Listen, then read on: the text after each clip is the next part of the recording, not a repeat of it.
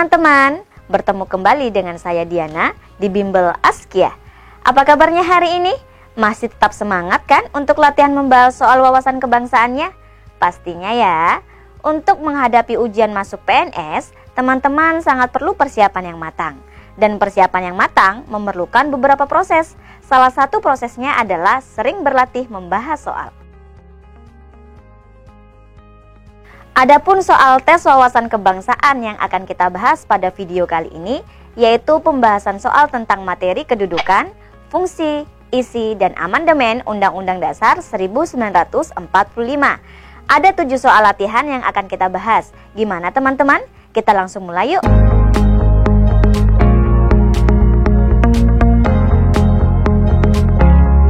Kita mulai soal yang pertama. Meminta pendapat rakyat secara langsung dalam hal melakukan perubahan Undang-Undang Dasar disebut A. Referendum, B. Amandemen, C. Pemilihan umum, D. Petisi, E. Piagam. Pembahasannya, metode perubahan Undang-Undang Dasar 1945 yaitu amandemen, artinya perubahan sebahagian Undang-Undang Dasar. Adendum yaitu menambahkan pasal tanpa mengurangi atau merubah pasal aslinya. Kemudian referendum yaitu perubahan Undang-Undang Dasar dengan meminta pendapat rakyat langsung. Maka jawabannya adalah A. Referendum. Kita lanjutkan soal yang kedua. Perubahan sebahagian dari Undang-Undang Dasar disebut dengan A. Referendum, B. Amandemen, C. Pemilihan umum, D. Petisi, E. Piagam.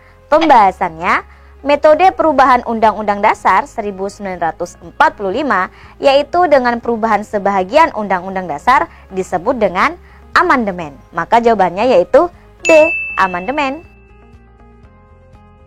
Soal yang ketiga. Perubahan Undang-Undang Dasar 1945 dilakukan dengan tetap mempertahankan naskah aslinya. Hal ini dikenal dengan istilah A. Adenium, B. Adelia, C. Adentium, D. Addendum, E. Referendum.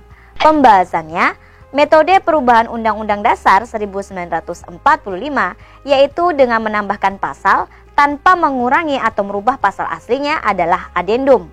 Maka jawabannya adalah D. Adendum. Soal keempat. Dilihat dari bentuknya, Undang-Undang Dasar adalah A. Hukum dasar, B. Undang-undang, C. Konvensi, D. Konstitusi, E. Jurisprudensi. Pembahasannya, landasan konseptual terdiri dari landasan ideal yaitu Pancasila, landasan konstitusional Undang-Undang Dasar 1945.